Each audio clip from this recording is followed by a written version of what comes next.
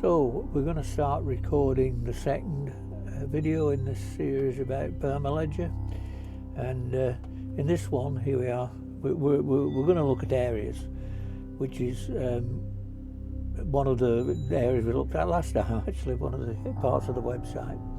So we're going to focus on a particular garden here, which is Annie Mim's Community Gardens North. This is here in Eugene, and it was sponsored by the NAACP here in Eugene, in Lane County in actual fact, to be exact.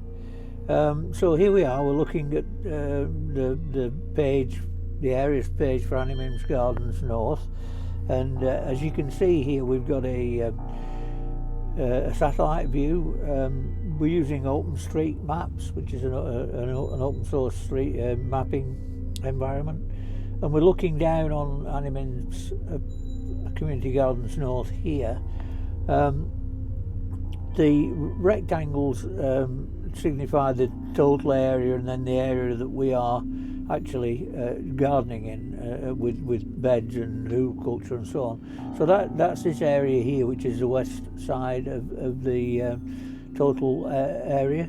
On the east side here, there's even more lawns, and we found out a couple of months ago that a wonderful local company here in Eugene called Square One Villages is going to build some tiny homes on here, starting in 2025, we believe. There'll be 16 of them, I think, which is a wonderful thing, because right next to them will be a garden filled with food, which it currently is, and it always is. We grow over winter. The next big planting will be fava beans. So anyway, let's scroll down a little and see what we've got here. So plantings are items that we plan to plant.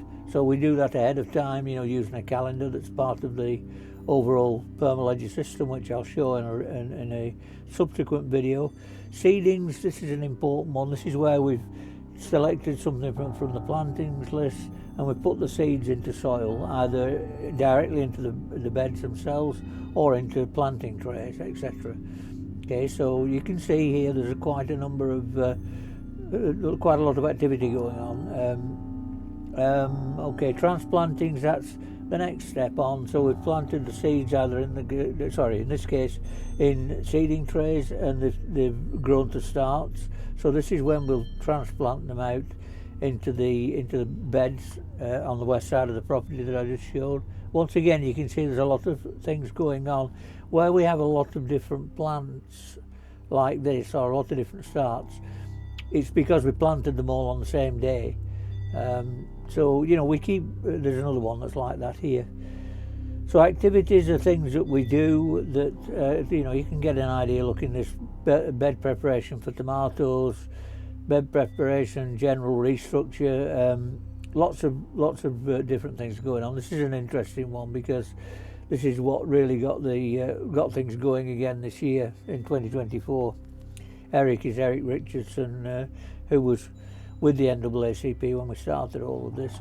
Observations we can log, shoots showing in soils, and so on. Inputs are what we may bring in.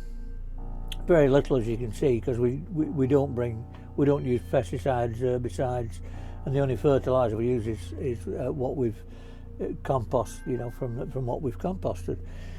Okay, harvest. This is one of the key events.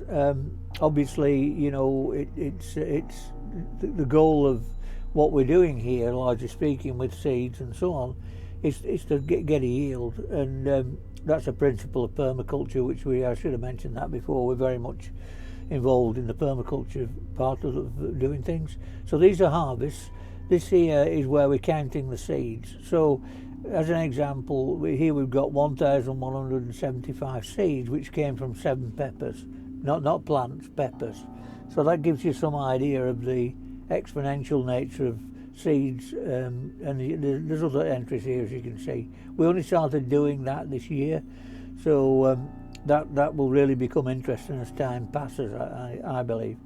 So one more thing I wanted to show here too before we move out, if I can scroll quick enough. I'm not very good at scrolling, that's probably a good thing. Almost there. Yeah, again, you can see there's a lot going on. So these are the actual plants themselves, the seeds that got into the ground basically, or into trays. And this, we'll just, so if you were scrolling, let me just show you this so it's more obvious. So if you were scrolling pardon me, if you had a smartphone and you scan this QR code, it would bring you to this page. So every single seed that we have has a different QR code, so that gives us a lot of power in a good way. That's ended for the dictatorial. So yeah, that's it for areas at Animim's Community Gardens North.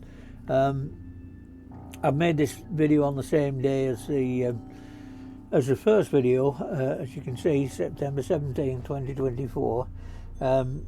But we will follow up as quickly as we can with these short videos. They're all going to be about 5 or 6 minutes because we don't want to make them too long. And that being said, thank you if you've listened or watched till the end.